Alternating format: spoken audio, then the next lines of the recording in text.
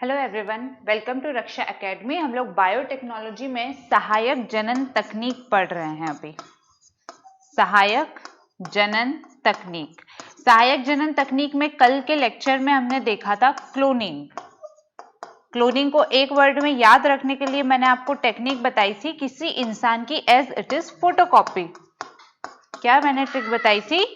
किसी इंसान की फोटोकॉपी। जब हमने देखा था तब हमें पता चला था कि वो किसी जीव की कोशिका की, उसके किसी शरीर के अंग की, या फिर उस संपूर्ण जीव का शुद्ध प्रतिरूप होता है। वो क्या होता है? हमारा क्लोनिंग होता है। फिर हमने क्लोनिंग के टाइप्स देखे थे। जब हम क्लोनिंग के टाइप्स देख रहे थे तब उसमें एक वर्ड आया था विच इज थेराप्यूटिक क्लोनिंग, या चिकित्सकीय क्लोनिंग भी बोलते हैं हम इसको। थेराप्यूटिक क्लोनिंग या चिकित्सकीय क्लोनिंग, ये मैंने आपको उस वक्त नहीं समझाया था और मैंने कहा था कि जब हम स्टेम सेल पढ़ेंगे तब हम इसको देखेंगे। उसके अलावा हमने क्लोनिंग में क्या देखा था? क्लोनिंग के क्या क्या लाभ होते हैं, उसके सामने क्या क्या समस्याएं हैं और नैतिकता संबंधी क्या क्या मुद्दे हैं। ये सारी चीजें हमने क्लोनिंग के चैप्टर में कंप्लीट किया था। अब इससे पहले कि हम स्टेम सेल को स्टार्ट करें, एक चीज हमारे लिए समझना बहुत ज्यादा जरूरी है कि हमने जब स्टार्टिंग से कुछ कुछ टेक्निक्स पढ़ी हैं, जैसे जैसे हम बायोटेक्नोलॉजी में आगे बढ़ रहे हैं, वो सारी टेक्नोलॉजीज एक दूसरे से इंटरकनेक्ट होती जा रही है। इट मीन्स अब अगर हमने टू द पॉइंट टेक्निक्स याद नहीं की, जो डायग्राम्स बना बना के मैंने आपको समझाया है, आपने उन डायग्राम्स की खुद से 2 से 3 बार प्रैक्टिस नहीं की, जैसे जैसे आगे बढ़ोगे वैसे वैसे खिचड़ी बनती जाएगी। जैसे आईवीएफ हमने पढ़ा, आईवीएफ सीधे सीधे 2 चीजों से इंटरकनेक्टेड हो रहा था। फर्स्ट था आपका सरोगेट मदर एंड सेकंड था आपका mitochondrial DNA technique. Mitochondrial DNA तकनीक, ठीक है। उसके बाद हमने क्लोनिंग पढ़ा है, अभी हम स्टेम सेल पढ़ेंगे। इन सब में जेनेटिक इंजीनियरिंग भी यूज हो रही है। अब अगर आप लोगों ने ये सारी टेक्निक्स ढंग से नहीं देखी तो आप सच में कंफ्यूज हो जाओगे कि आईवीएफ को हमने कहाँ कहाँ यूज किया, क्योंकि आईवीएफ को हमने क्लोनिंग में भी यूज किया, आईवीएफ को हमने सरोगेट मदर में भी यूज किया, आईवीएफ को हमने माइटोकॉन्ड्रियल डीएनए टेक्निक में भी यूज किया और आईवीएफ को हम स्टेम सेल में भी यूज करेंगे। तो ये बहुत बहुत ज्यादा कंफ्यूजिंग हो जाता है अगर आपने टू द पॉइंट बार बार डायग्राम बना के नहीं समझा। आप एमपी में, इवन आप यूपीएससी लेवल पे भी अगर जनरल किसी क्लासेस में जाओगे, आपको इस तरह से डायग्राम बना के ये सारी चीजें कोई नहीं समझाएगा। 3-3 लाइन में, 5-5 लाइन में आपको सिर्फ डेफिनेशन बना के छोड़ दिया जाएगा। हम खुद पढ़े हुए कोचिंग में, हमें पता है क्या प्रॉब्लम क्रिएट होती है, लेकिन आपको डायग्राम इसीलिए बनवाया गया है ताकि जो कंफ्यूजन हमको हो रहा था एग्जाम के टाइम पे वो चीजें आपको नहीं हो। अब आप लोग अगर उसका फायदा उठा पाए तो आपके लिए अच्छा है, नहीं उठा पाए तो जो सच में प्रैक्टिस कर रहा होगा डायग्राम की, वो एग्जाम में विदाउट एनी कंफ्यूजन अपना आंसर लिख कर आएगा। और आप लोग जो प्रैक्टिस नहीं कर रहे हो, वो 1-1 घंटा हर लेक्चर पे हर दिन बर्बाद करने के बाद भी एग्जाम में जाके सिर पटक के आओगे कि हमको आया नहीं, हम भूल गए। तो या तो ये 1 घंटा बर्बाद मत करो, मत देखो लेक्चर, और अगर 1 घंटा लेक्चर देखने में बर्बाद कर रहे हो तो उसके बाद 10 मिनट और लगाओ और जो डायग्राम बनाया उसको उसी बार 3 बार बना के छोड़ दो। एक बार आपने डायग्राम की 3 टाइम्स प्रैक्टिस कर ली, मैं लिख के दे देती हूं, आप लाइफ टाइम उसको नहीं भूलोगे, क्योंकि साइंस एंड टेक ऐसी चीज है, अगर समझ में नहीं आया तो लाइफ टाइम नहीं आएगा। आ गया एक बार तो जैसे ड्राइविंग इंसान सीख जाता है, स्विमिंग इंसान सीख जाता है, उसके बाद भूलता नहीं है, वैसे भी साइंस एंड टेक अगर आपने एक बार सुन लिया, एक बार बहुत अच्छे से आपके दिमाग में वो चीज फिट हो गई, आप कभी भी उसको भूलोगे नहीं, ठीक है। तो अगर आप 3 बार एक डायग्राम की प्रैक्टिस करने के लिए रेडी हो तभी अब आगे से लेक्चर देखना, अदरवाइज मत देखना, ठीक है। अब हम चलते हैं हमारे टॉपिक के ऊपर। आज का हमारा टॉपिक है स्टेम सेल।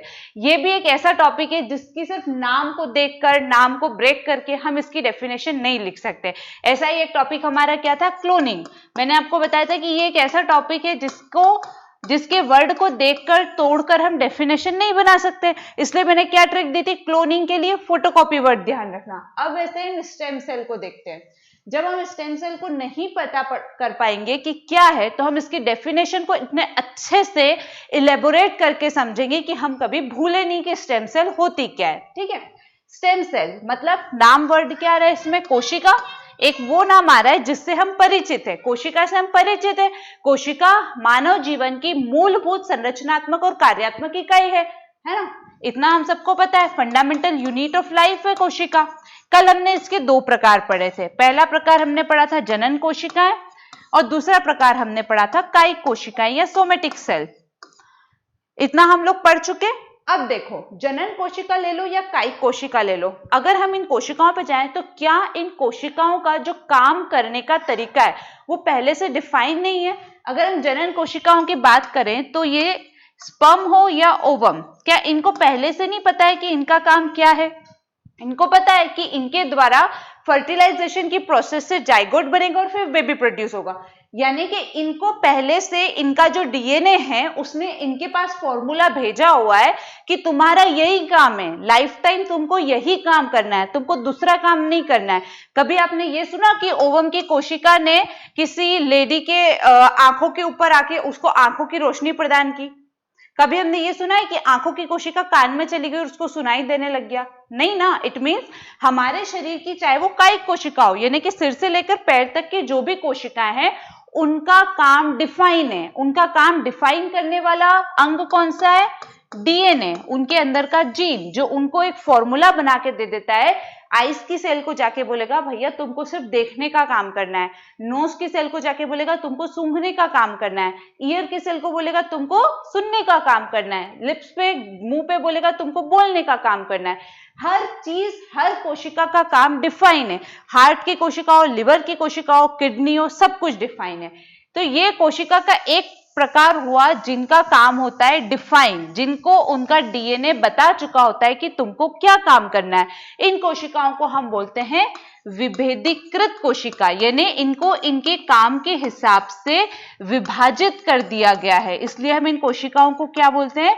विभेदीकृत कोशिका, या इंग्लिश में हम इनको बोलते हैं differentiated cell. Differentiated cell, it means इनके नाम से समझ में आ रहा है विभेदीकृत, मतलब आपका जो जो काम है उसके अकॉर्डिंग हमने आपको विभेदित कर दिया है, बांट दिया है ना। अब हम आते हैं स्टेम सेल क्या है। अब मैं आपको इसका देती हूँ एक एग्जाम्पल, उससे आप समझोगे कि विभेदीकृत कोशिका और स्टेम सेल में क्या डिफरेंस है। आपके यहाँ पे घर बनाया आपने, अभी आपका घर सिर्फ और सिर्फ ये इस पे प्लास्टर चढ़ गया है ना, ईंटे बीटे लग के प्लास्टर चढ़ गया है, सिर्फ प्लास्टर वाला घर है अभी आपका। कैसा घर है? प्लास्टर वाला घर। अब प्लास्टर वाले घर में आगे का काम करने के लिए, मतलब उसके ऊपर पेंट करने के लिए, उसमें इलेक्ट्रिसिटी के पूरे वायर्स डालने के लिए, उसमें फर्नीचर का काम करने के लिए मजदूरों का एक समूह आया।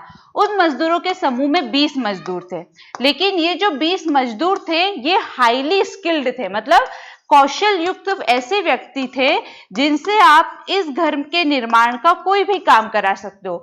इन 20 मजदूरों में से आप किसी को भी जाके बोल सकते हो कि तुम वायरिंग का काम करो, यानी इलेक्ट्रिसिटी का काम करो। तुम 20 में से कोई भी मजदूर जाके फर्नीचर का काम कर दो, तुम 20 में से कोई भी जाके पेंट का काम कर दो। इट मीन्स ये 20 मजदूर ऐसे हैं जो अभी आपके सामने खड़े हैं, आप जो चाहो वो काम इनसे करवा सकते हो। इनको हमने विभेदीकृत नहीं किया है। कई बार हमारे घर में ऐसा होता है ना, हम एक कॉल करते तो पेंटर को अलग बुलाते हैं, दूसरा कॉल करते हैं तो हम अपने इलेक्ट्रिशियन को अलग बनाते हैं, तीसरा कॉल करते हैं तो हम अपने फर्नीचर बनाने वाले को अलग बनाते हैं।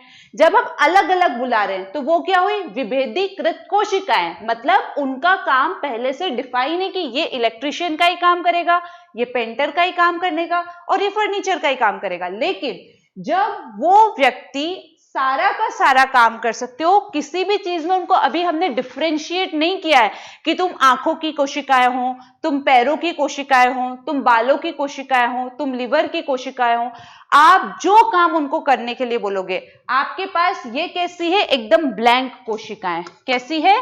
ब्लैंक, मतलब ये क्या है आपके पास में? ब्लैंक मजदूर। आप अब यहाँ पे खड़े हो, आप क्या बोलोगे इनसे?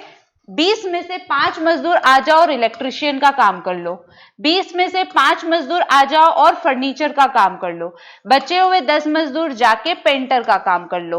हो गया? मतलब अब आपने इनको क्या किया है? डिफरेंशिएट किया है। वैसे ही स्टेम सेल क्या है? ब्लैंक सेल है, कुछ भी नहीं लिखा हुआ है। अब आपके शरीर में मान लो एक्सीडेंट हुआ, एक्सीडेंट में आपके हाथ में घाव आ गया, घाव आने की वजह से आपके हाथ की जो स्किन थी वो पूरी गल के अलग हो गई। होता है, एक्सीडेंट होता है तो मांस बाहर आ जाता है, पूरी स्किन फट जाती है। अब ये स्टेम सेल हमारे शरीर के हर अंग में एक छोटे से कोने में सोई हुई होती है, सुसुप्त अवस्था में है। जैसे ही इनको पता चलता है कि ये स्किन खराब हो गई है, आईज खराब हो गई है, नोज खराब हो गई है, बाल खराब हो गए, लिवर, किडनी जो भी खराब हुआ है, ये तुरंत एक्टिव होती है। फिर डीएनए यानी इनका मालिक इनके पास आता है और बोलता है कि अब मैं तुम पे एक फॉर्मूला लिख रहा हूं कि तुमको हाथ की स्किन की कोशिकाएं बनना है। क्या बनना है? हाथ की स्किन की कोशिकाएं। ये डीएनए इन कोशिकाओं के ऊपर वो फॉर्मूला लिख देगा। अब ये डीएनए, अब ये जो स्टेम सेल्स है ये क्या हो गई? डिफरेंशिएटेड हो गई। मतलब अब इनको इनका काम मिल गया है, ये एक्टिव होके हाथ की कोशिकाएं बनाने का काम करने लग जाएंगी। यानी स्टेम सेल या स्तंभ कोशिकाएं वो कोशिकाएं जो अभी फिलहाल रिक्त कोशिकाएं हैं, अविभेदीकृत कोशिकाएं हैं। इनके पास अभी कोई स्पेशलाइज्ड काम नहीं है। जब इनका डीएनए इनके लिए फॉर्मूला तैयार करके इनको बोलता है कि तुम हाथ का काम करो, पैर का काम करो, आंखें का काम करो, तब ये जाकर वो काम करने लग जाती है। उनको हम क्या बोलते हैं? Stem cell. समझ में आया स्टेम सेल क्या होती है?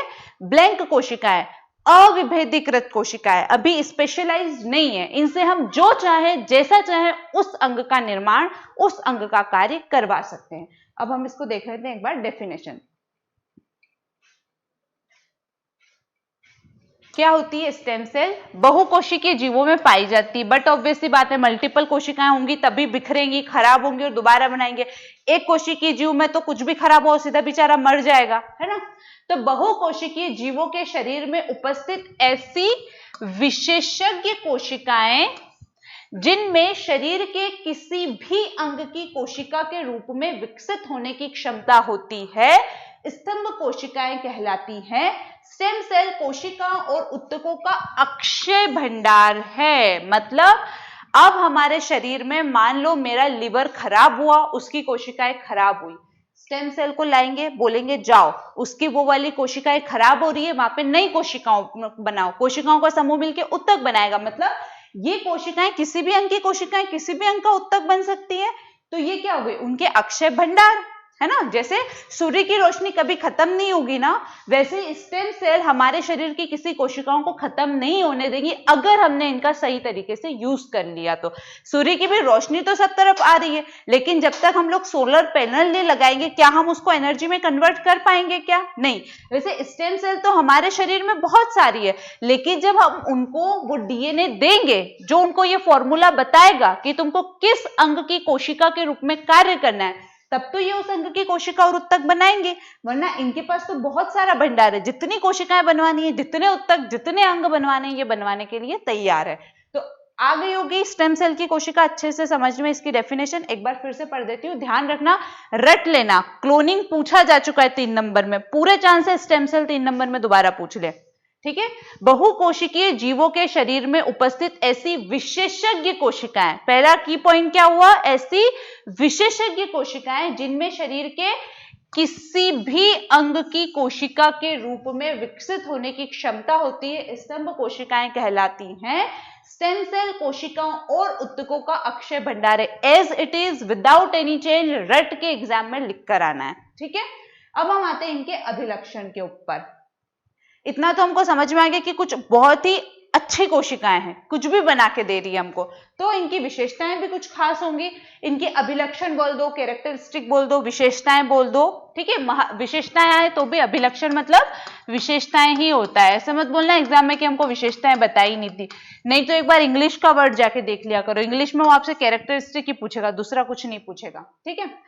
अब देखो उधर से चलते हैं हम इसमें, क्योंकि हम ये वाली चीज समझ चुके हैं। पहली चीज क्या है कि जो स्तंभ कोशिकाएं होती हैं वो अविशेषीकृत कोशिकाएं होती है। अविशेषीकृत मतलब अभी उनका स्पेशल काम डिफाइन नहीं है, अभी वो अनस्पेशलाइज्ड है। वो स्पेशल तो है कि वो किसी भी अंग की कोशिका के रूप में बन सकती है, लेकिन फिलहाल सोई हुई है, फिलहाल वो इनडिफरेंशिएटेड है, मतलब अविशेषीकृत है, उनके पास फिलहाल कोई काम नहीं है, है ना।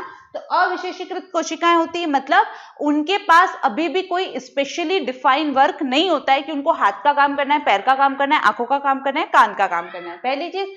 दूसरी चीज, लेकिन इनके पास विशेषज्ञता भी होती है क्या कि किसी भी अंग के रूप में अपने आप को निर्मित कर सकती है। इट मीन्स इनके पास नवीनीकरण की अद्भुत क्षमता होती है। आपकी किडनी खराब हो गई, उठा के फेंक दो, स्टेम सेल लेके आओ, एकदम नई किडनी आपको बना के दे देंगी, है ना। नवीनीकरण की अद्भुत क्षमता। जो भी अंग हमारा पुराना होके खराब होने लग गया है, आप नवीनीकरण कर दो। आप बूढ़े होने लग गए हो तो आपका जो टेलोमियर है वो ये नया बना के दे देंगे, आप हमेशा जवान रहोगे। तो नवीनीकरण की अद्भुत क्षमता। और एक इनका होता है दीर्घकालिक प्रभाव। दीर्घकालिक प्रभाव का मतलब क्या है? हमारे शरीर की जो सोमेटिक सेल या जनन कोशिकाएं हैं, अगर आपने पढ़ा हो बायोलॉजी में, तो एक बार जब मानव का संपूर्ण विकास होता है, उनका विभाजन बंद हो जाता है। जैसे हम बोलते हैं कि 12 से 16 वर्ष की आयु के पश्चात लड़के और लड़कियों की हाइट बढ़ना बंद हो जाती है। बोलते हैं हम कि एक बार जितनी हाइट बढ़ गई उतनी बढ़ती, अब नहीं बढ़ेगी। अब भले तो कितना ही कूद ले, रस्सी कूद ले, साइकिल चला ले, कुछ भी कर ले, तेरी हाइट नहीं बढ़ेगी। बोलते हैं हमारे घरों में ऐसा। इट मीन्स एक बार जितना विभाजन होना था हमारी कोशिकाओं का हो गया, अब पूर्ण विकसित मानव बन चुके हो। अब आपकी जो शारीरिक कोशिकाएं हैं वो और अधिक विभाजित नहीं होंगी। लेकिन पेड़ पौधों में हम क्या देखते हैं? पेड़ पौधों की हाइट भी कंटिन्यू बढ़ती रहती है, चौड़ाई भी कंटिन्यू बढ़ती रहती है। मतलब उनकी कोशिकाओं में यह विशेषता पाई जाती है कि वो कभी भी, मतलब निरंतर रूप से विभाजित होती रहती है। लेकिन हमारे शरीर में जो स्टेम सेल्स पाई जाती है, उनमें यह विशेषता है कि वो हमारे जीवन भर विभाजित हो सकती है। तभी तो हम मान लो आज 5 साल के, तब अगर हमारा हाथ खराब हुआ तब भी वो विभाजित होकर हमारा हाथ बना सकती है। हम 60 साल के हुए, हमारी किडनी खराब हो गई, तब भी वो विभाजित होकर नई किडनी बना सकती है। इट मीन्स वो दीर्घ काल तक, जीवन भर हमारे विभाजन के बाद हमारा नया अंग निर्माण की क्षमता रखती है। तो इनका क्या होता है? दीर्घकालिक प्रभाव होता है। तो इनकी चारों विशेषताएं समझ में आई। अब हम इसको नोट्स में से पढ़ लेते हैं। पहला अभिलक्षण क्या है इसमें? नवीनीकरण की अद्भुत क्षमता, यानी किसी भी अंग की कोशिका के रूप में रूपांतरित हो जाने की क्षमता इन्हें अन्य कोशिकाओं से अलग बनाती है और चिकित्सा विज्ञान में महत्वपूर्ण स्थान दिलाती है। दूसरी विशेषता, विशेषज्ञता। ये ऐसी अविकसित कोशिकाएं हैं जिनमें किसी भी विकसित कोशिका के रूप में विशिष्टता अर्जित करने की तीव्र क्षमता होती है। मतलब ये अभी अविकसित है, सोई हुई है, कि आपकी आंखों की कोशिकाओं की विशेषता अर्जित कर सकती है, किडनी की या लिवर की कोशिकाओं की विशेषता अर्जित कर सकती है। तीसरा, दीर्घकालिक प्रभाव। दीर्घकालिक प्रभाव मतलब समसूत्री विभाजन द्वारा अपनी संख्या को लगातार लंबे समय तक बढ़ाती रहती है। वही बोला मैंने, 60 साल बाद आपकी हाइट नहीं बढ़ेगी, 60 साल बाद आपकी किडनी नहीं हो सकती है, लेकिन अगर आप स्टेम सेल डाल दोगे वो दोबारा विभाजन होना शुरू हो जाएगी। और हम इसको समसूत्री विभाजन कहते हैं। क्यों? क्योंकि क्या यहाँ पे स्पर्म ओवम वाला आधा आधा, मतलब 23 क्रोमोसोम का विभाजन हो रहा है क्या? नहीं, यहाँ तो एक अकेली कोशिका है, वही बार बार विघटित हो रही है। तो हम इसको बोलते हैं समसूत्री विभाजन, जो एक ऐसी कोशिका में होता है जिसमें पूरे 46 क्रोमोसोम्स होते हैं। और अर्धसूत्री विभाजन जब हमारी जनन कोशिकाओं में होता है। क्यों? क्योंकि उसमें 23 क्रोमोसोम्स होते हैं। ठीक है, तो समसूत्री विभाजन द्वारा ये अपनी संख्या को लगातार बढ़ाती रह सकती है। फिर होता है अविशेषीकृत कोशिकाएं हैं। ये कोशिका शरीर के कुछ अंगों में अक्रिय स्थिति में पड़ी होती है। अक्रिय मतलब कुछ काम नहीं कर रही है, सोई हुई है। शरीर पर चोट आघात होने पर सक्रिय स्थिति में आकर उस अंग की जरूरत को आवश्यकता अनुसार पूर्ण कर देती है। वैसे मैंने बताया, हाथ का एक्सीडेंट हुआ, मांस बाहर आया, ये तुरंत एक्टिव हो जाएगी कि हाथ पे स्किन नहीं है। तुरंत इनको डीएनए का एक फॉर्मूला मिलेगा कि अच्छा डीएनए ने बोला है कि हमको हाथ की कोशिकाएं बनना है, ये तुरंत हमारे हाथ की कोशिकाओं के रूप में काम करना शुरू कर देंगी। तो समझ में आया? वैसे सो ही रहेंगी, लेकिन जैसे ही डीएनए जाता है, इनको जगाता है, बोलता है कि तुमको ये वाली कोशिकाएं बनना है, तुरंत उस अंग की जरूरत को पूरा करने के लिए वो बन जाती है। ठीक है, तो विशेषज्ञता समझ में आ गई, इनकी अभिलक्षण या कैरेक्टरिस्टिक समझ में आ गई। अब देखते हैं स्तंभ कोशिकाओं के प्रकार। सबसे पहले हमने देखा स्तंभ कोशिकाएं होती क्या है, उनकी विशेषताएं क्या है। अब ये कितने टाइप की होती है, देखो यहां जो नाम लिखा हुआ है वो लिखा हुआ है कि स्तंभ कोशिकाएं 2 प्रकार की होती है। पहला भ्रूण स्तंभ कोशिका यानी एम्ब्रियो स्टेम सेल्स, और दूसरा वयस्क या कायिक स्तंभ कोशिका यानी एडल्ट सोमेटिक स्टेम सेल्स। अब इससे आपको कुछ अलग समझ में आ रहा होगा, उस पर हम बाद में चलेंगे, पहले हम इसके ऊपर चलते हैं। ये आपको भ्रूण स्तंभ कोशिका से साफ साफ समझ में आ रहा होगा कि हम ये स्तंभ कोशिका भ्रूण से यानी एम्ब्रियो से, जो फीटस होता है बेबी का, मतलब जो 9 महीने का बच्चे का गर्भ है, उससे इसको निकालेंगे, भ्रूण से निकालेंगे। नाम से ही पता चल रहा है लेकिन किस स्टेज में निकालेंगे? जब भ्रूण, मतलब जैसे मैंने आपको आईवीएफ में बताया था कि पहले जो जाइगोट बनता है वो एक कोशिकीय होता है, फिर वो विभाजित होकर ब्लास्टोमेयर की स्टेज में जाता है, मतलब 8 सेल वाला बनता है, फिर वो और आगे जाके 16 सेल वाला ब्लास्टोमेयर बनता है। तो जब भ्रूण 14 दिन यानी 6 दिन से लेकर 6 डेज से लेकर 14 डेज तक की स्टेज में होता है, तब हम उसकी कोशिका को अगर निकाल लेते हैं, मतलब 6 डेज से लेकर 14 डेज तक आपका जो फीटस है, भ्रूण है, वो या तो 8 सेल स्टेज में होगा या फिर वो 16 सेल स्टेज में होगा। और इस समय जो फीटस होता है, भ्रूण होता है, उसकी जितनी भी कोशिकाएं हैं, चाहे 8 कोशिकाएं हैं, चाहे 16 कोशिकाएं, वो सारी की सारी कोशिकाएं क्या होती है? स्टेम सेल होती है। क्योंकि मुझे एक बात बताओ, क्या इस समय फीटस का कोई भी अंग बन गया होता है क्या? उसके हाथ बन गए होते हैं क्या? पैर बन गए होते हैं क्या? एक मांस का एक लोथा सा, जैसे आटा गला के हम उसकी रोटी बनाने के लिए लोया बनाते हैं, क्या बोलते हैं आप लोग? गोला बनाते हैं, ऐसा रोटी बनाने के लिए उस तरह की आकृति रहती है। मांस का एक छोटा सा गोला ही होता है, वो कोई अंग थोड़ी ना बना होता है उस समय बच्चे का। मतलब वो सारी कोशिकाएं अभी ब्लैंक है, उनको नहीं पता है कि उनको हाथ बनाना है, पैर बनाना है या आंखें बनानी है। इन 16 कोशिकाओं में धीरे धीरे जीन आता है, फिर वो जीन एक एक कोशिका को उसका काम समझाता है।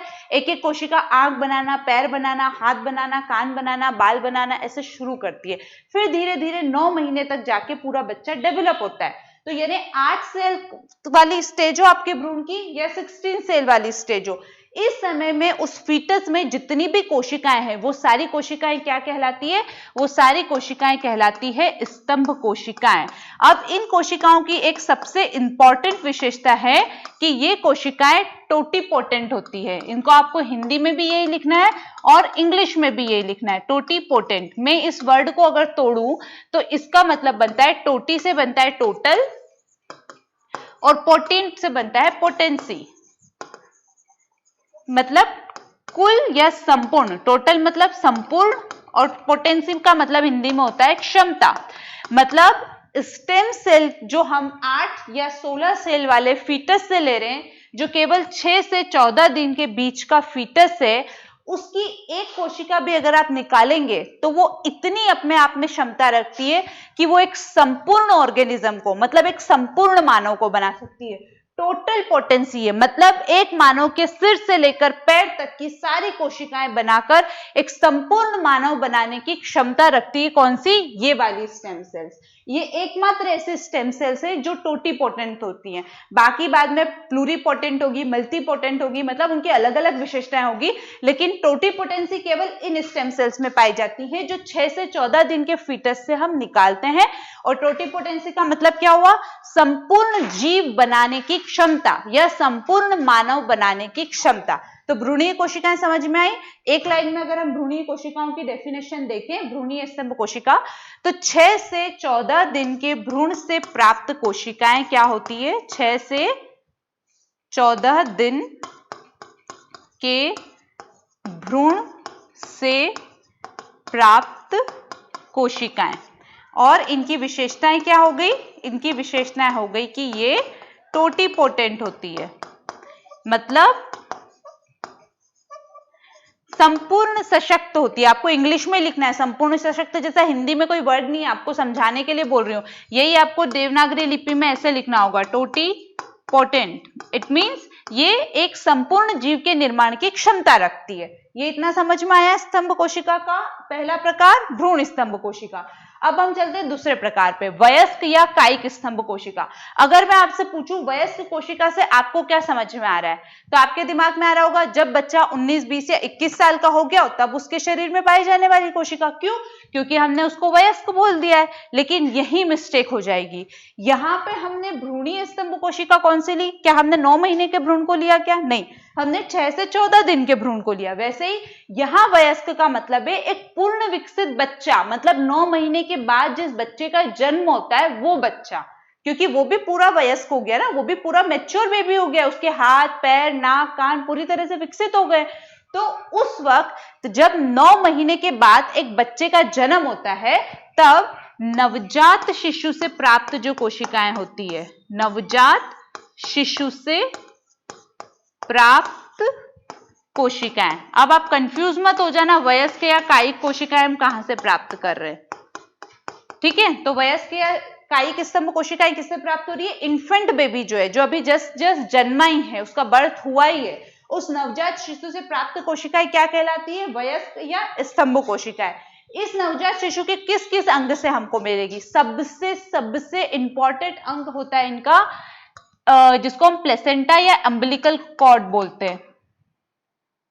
प्लेसेंटा, ये विंडो लगा दो ना, इसकी हवा से ये हिल रही है। प्लेसेंटा या अम्बिलिकल कॉर्ड।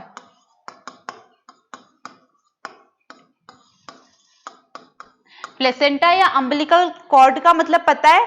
बेबी जिस एक नलिका जैसी संरचना होती है, देखो डायग्राम मेरा बहुत अच्छा नहीं बनेगा, इस तरह से बेबी होता है, वो एक नलिका के द्वारा अपनी मदर से जुड़ा होता है, और ये वो नलिका होती है जो उसकी मां से इसको सारे पोषक तत्व प्रदान करती है। बच्चे को जो खाना पीना देने वाली नली है, अब बच्चा तो 9 महीने गर्भ में, उसको थोड़ी ना हम डायरेक्ट खिला रहे, उसकी माता जो खाती है वो बच्चे को मिलता है। वो मिलता किससे? इस प्लेसेंटा या अम्बिलिकल कॉर्ड बोलते हैं इसको, इस प्लेसेंटा से बच्चे को मिलता है। तो सबसे ज्यादा, अगर आपने देखा होगा, अभी इनके बैंक भी बन गए, इनको हम बोलते हैं स्टेम सेल बैंक। क्या होता है, पहले तक, इवन अभी भी हमको जहां तक नहीं पता होगा, मैंने हम अपने घर में भी देखा है, बच्चे की इस नाल को काट कर और फिर इसको फेंक दिया जाता है, मतलब जमीन में गाड़ दिया जाता है, क्योंकि हमको पता ही नहीं है कि इसमें कितनी ज्यादा मेडिसिनल प्रॉपर्टी है कि अगर आपके बच्चे का एक अंग खराब हो गया तो हम इस प्लेसेंटा की केवल एक कोशिका लेंगे और आपके पूरे के पूरे बच्चे का वो अंग बन जाएगा। आपके बच्चे का लिवर फेल हुआ, किडनी फेल हुई, ये एक कोशिका उसकी पूरी किडनी को बना सकती है। पता ही नहीं था हमको, काट के जमीन में गाड़ दिया। लेकिन अब जो माता पिता समझदार हैं, अभी भी देखो सब जगह नहीं हो रहा है, गांव में तो ये हवा में की गई बातें लगती है, उनको नहीं पता है कि ऐसा रियलिटी में हो रहा है। आप समझाने भी जाओगे अपने घर में तो शायद आपको बेवकूफ कह दिया जाएगा, बात नहीं मानी जाएगी आपकी। लेकिन आप दिल्ली, मुंबई जैसी मेट्रो सिटीज में जाएंगे, आपको पता चलेगा दिल्ली एम्स पहली ऐसी संस्था है भारत की जिसने ये स्टेम सेल बैंक बनाया है, जहां पर यहाँ पे प्लेसेंटा को या किसी और अंग से प्राप्त कोशिकाओं को, जैसे वयस्क भ्रूण कोशिकाएं कहां से मिलती है? बच्चे के या तो प्लेसेंटा से मिलती है, दूसरा उनके बोन मेरो से, अस्थि मज्जा से मिलती है। इस बोन मेरो में किसकी कोशिकाएं बनती है? आपके ब्लड, रेड ब्लड सेल बनती है ना, इसमें लाल रक्त कोशिकाएं, पता है कि नहीं आपको? आपकी जो रेड ब्लड सेल्स होती है वो आपकी अस्थि मज्जा में बनती है, ठीक है। तो बोन मेरो में आपकी ये पाई जाती है। दूसरा, इन विट्रो फर्टिलाइजेशन की प्रोसेस से हम इनको निकाल सकते हैं, और तीसरा इस फीटस से निकाल सकते हैं। तो ऐसे आपके शरीर में कहीं कहीं पर ये बोन मेरो में या किसी और अंग में सुसुप्त अवस्था में होती है, वहां से डॉक्टर थोड़ी मात्रा में निकाल के इस स्टेम सेल बैंक में इसको सुरक्षित रखते हैं। और ये कितने सालों तक सुरक्षित रह सकती है पता है आपको? एक इंसान भी उतना नहीं जीता है जितनी ये स्टेम सेल सुरक्षित रह सकती है, 90 ईयर्स तक, 90 साल तक ये स्टेम सेल अपनी जीवित अवस्था में बनी रह सकती है। इनको नाइट्रोजन के लिक्विड में -190 डिग्री सेल्सियस पर रखा जाता है, तब ये 90 ईयर्स तक एज इट इज अवस्था में सुरक्षित रह सकती है। अब आप सोच रहे होंगे, तो आपको समझ में आ रहा होगा कि काश हमारी भी अम्बिलिकल कॉर्ड कहीं पे सुरक्षित रखी होती, तो फ्यूचर में हमको डर नहीं होता कि हमारा एक्सीडेंट हो गया, हाथ पैर टूट गए तो हम क्या करेंगे। बट ये बहुत जेन्युइन बात है, मैंने आपको पहले भी बताया था कि सच में अगर अभी से हर पेरेंट्स अवेयर होके अपने बच्चे की स्टेम सेल को सिक्योर करेंगे तो इन फ्यूचर भारत में दिव्यांगजन बचेंगे ही नहीं। क्योंकि क्या भगवान क्या बना के नहीं देगा? आंख, नाक, कान सब तो स्टेम सेल बना के हमको दे रही है, तो बचेंगे क्या दिव्यांगजन भारत में? तो ऐसा शुरू तो हुआ है प्रयास स्टेम सेल बैंक के रूप में, स्टेम सेल कॉलोनी भी बनाई जा रही है। स्टेम सेल कॉलोनी क्या होती है? खेती करते हैं स्टेम सेल की, लेकिन ये बहुत टफ है। हमको गेहूं की खेती करनी है, हम क्या करते हैं? एक बीज लेके आते हैं, उसको हम जमीन में गाड़ते हैं, वो एक बीज हमको कितने सारे गेहूं दे देता है। वैसे ही हम एक स्टेम सेल लेकर आए, उस एक स्टेम सेल को हम पूरा वो वातावरण देते हैं जो उसको हमारे शरीर में मिलता है। वैसे ही प्रोटीन, वैसे ही विटामिन, वैसा ही हार्मोन, और उतना ही टेम्परेचर, और सबसे इंपॉर्टेंट, इनमें से कोई एक चीज कम रही तो वो टोटीपोटेंट की जगह प्लूरीपोटेंट, प्लूरीपोटेंट की जगह मल्टीपोटेंट बन जाएगी। लेकिन सबसे इंपॉर्टेंट चीज जो इसको जीवित रखने के लिए और इसकी खेती करने के लिए जरूरी है, वो होता है इसका रोगमुक्त अवस्था में होना। अब आप मुझे एक चीज बताओ, जैसे ही कभी आपका एक्सीडेंट होता है, हमारी स्किन हटती है, उस पे मक्खी, मच्छर, बैक्टीरिया, वायरस का संक्रमण होने का कितना चांस होता है? कोई इंसान जल जाता है, कभी बाय चांस किसी को दुर्घटना हो गई, जल गया, डॉक्टर बोलते हैं आपकी 80% बॉडी जल चुकी है, हम क्या बोलते हैं? अब नहीं बचेगा। क्यों? क्योंकि 80% बॉडी जल गई है। इसका मतलब ये नहीं कि 80% बॉडी फिर से रीजनरेट नहीं हो सकती है। हमारी स्किन कहीं से कट जाती है, फट जाती है, तो हम क्या नई स्किन चिपकाते? नहीं ना, वही धीरे धीरे डेवलप होती है और वहां पे नई स्किन आ जाती है। लेकिन ये 80% स्किन जितने टाइम में डेवलप होगी, तब तक उस बिना स्किन के शरीर में कितने सारे बैक्टीरिया घुसकर उसको इतने सारे रोग दे देंगे कि उनका इलाज हम नहीं कर पाएंगे। तो इस कोशिका को, जो कि इतनी सेंसिटिव है, अभी तो इसके ऊपर कुछ लिखा भी नहीं गया है, उसकी हम कॉलोनी कर रहे हैं, मतलब उसकी हम खेती कर रहे हैं, उसको रोगाणु मुक्त अवस्था में रखना, सारे बैक्टीरिया से, सारे पैथोजन से बचा के रखना, ये सबसे क्या होता है? जटिल कार्य होता है। इसलिए स्टेम सेल की खेती करना तो सभी चाहते हैं कि हो जाएगी, तो चलो, जो पेरेंट्स अवेयर नहीं है, अपने बच्चों की स्टेम सेल बैंक में नहीं, स्टेम सेल बैंक में जमा करवा रहे, उनको हम यहां से स्टेम सेल प्रोवाइड करा देंगे। लेकिन स्टेम सेल्स को रोगाणु मुक्त रखने के लिए जितना सेंसिटिव एनवायरमेंट चाहिए, वो कहां से हम ला के देंगे? की जा रही है खेती, निरंतर प्रयास किए जा रहे हैं, बट उतनी सक्सेस अभी तक नहीं मिली है। तो इसके लिए अभी प्रयास जारी है इस स्टेज को बनाने के लिए। तो ये स्टेम सेल कॉलोनी बोलते हैं, मतलब स्टेम सेल की खेती की जाती है। ठीक है, तो अभी तक हमने कहां देखा? उसके टाइप्स देखे कि स्तंभ कोशिकाओं के प्रकार, 2 प्रकार की स्तंभ कोशिका होती है, इनको एक बार हम नोट्स में पढ़ लेते हैं। स्तंभ कोशिका के प्रकार, पहली होती है भ्रूण स्तंभ कोशिका यानी एम्ब्रियो स्टेम सेल। मैं फिर से बोलूंगी, साइंस एंड टेक में जो वर्ड में इंग्लिश में आपको लिखा हुआ मिलता है नोट्स में, वो इंग्लिश में कंपलसरी याद करना। यहां मैंने आपको बोल दिया एम्ब्रियो स्टेम सेल, भ्रूण स्तंभ कोशिका।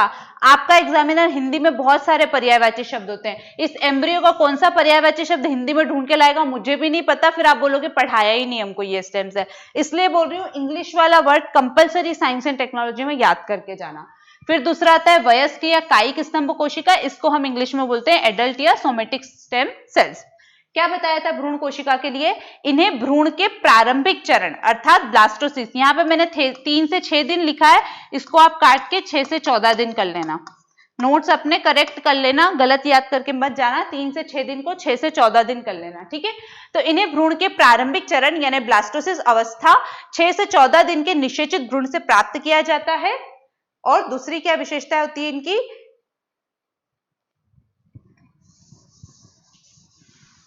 इनमें शरीर की किसी भी प्रकार की कोशिका को बड़ी मात्रा में विकसित करने की क्षमता होती है, अर्थात यहाँ पे मैंने प्लूरीपोटेंट लिखा है, इसको काट के आप लिख देना ये टोटीपोटेंट होती है। दोनों चीजें प्लीज करेक्ट कर लेना, आपके नोट्स में मिस्टेक है। पहली चीज जो 3 से 6 दिन लिखी हुई है, इसको काट के आपको क्या लिखना है? 6 से 14 दिन।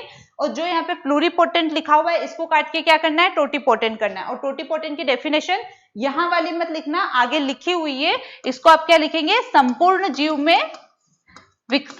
जीव के रूप में विकसित होने की क्षमता होती है। संपूर्ण जीव के रूप में विकसित होने की क्षमता होती है, ठीक है। तो ये 2 चीज आप लोग करेक्ट कर लेना अपने नोट्स में। चलो अब आते हैं हम कायिक या वयस्क कोशिकाओं पे। क्या लिखा हुआ है आपके नोट्स में? ये अविभेदीकृत कोशिकाएं हैं जो उत्तक या अंग की विशिष्ट कोशिकाओं के बीच पाई जाती, मतलब बेबी बन चुका है, अब जैसे बोन मेरो में पाई जा रही है या फिर आपकी स्टेम सेल आपकी प्लेसेंटा में पाई जा रही है, तो कहां मिल रही है? उत्तक या अंग की विशिष्ट कोशिकाओं के बीच में। मान लो मेरी बोन मेरो में मिल रही है, ठीक है। इस तरह से खोखली सी संरचना होती है आपकी बोन मेरो, अब उसमें उसकी अपनी कोशिकाएं ऑलरेडी है जिससे मिलके बोन मेरो बनी है, उसके बीच बीच में कहीं कहीं पर ये ऐसे स्टेम सेल सोई हुई अवस्था में हमको मिलती है। तो जो मेन कोशिकाएं हैं हमारी, उनके बीच बीच में ये पाई जाती है। मान लो इन फ्यूचर कभी बोन मेरो खराब हुई, पहला प्रयास तो ये स्टेम सेल ही करेंगे उसको ठीक करने का, है ना। तो ये यहाँ पे लिखा हुआ है कि ये अविभेदीकृत कोशिकाएं हैं। अविभेदीकृत का मतलब अब सबको समझ में आ रहा होगा, मतलब अनस्पेशलाइज्ड, ब्लैंक, अभी कुछ लिखा हुआ नहीं है इनके ऊपर। तो ये अविभेदीकृत कोशिकाएं हैं जो उत्तक या अंग की विशिष्ट कोशिकाओं के बीच पाई जाती है। जरूरत पड़ने पर ये स्वयं को नवीनीकृत और विभेदित कर उत्तक या अंगों की विशिष्ट कोशिका के प्रकारों में परिवर्तित हो जाती है। समझ में आ रहा होगा, कुछ नया नहीं है इसमें। दूसरी क्या है, पूरे शरीर में कई ऊतकों व अंगों में पाई जाती है। जैसे अब कहां पे हमको स्टेम सेल मिलेगी, मस्तिष्क में, अस्थि मज्जा यानी वही बोन मैरो में, त्वचा में, हृदय में, आहार नाल में, इन सब में छोटी छोटी सी स्टेम सेल सोई हुई अवस्था में है। जैसे ही इनका कोई भी पार्ट खराब होगा तुरंत एक्टिव होंगी, डीएनए उनको मैसेज देगा और फिर वैसी कोशिकाओं के रूप में वो काम करने लग जाएंगी। ठीक है, समझ में आ रहा होगा, कुछ इतना डिफिकल्ट नहीं रहा होगा अभी समझने में। फिर पोटेंसी पढ़ी अभी हमने, है ना, टोटी पोटेंसी पढ़ी। अब हम ये सारी पोटेंसी को देखते हैं कि क्या होती है।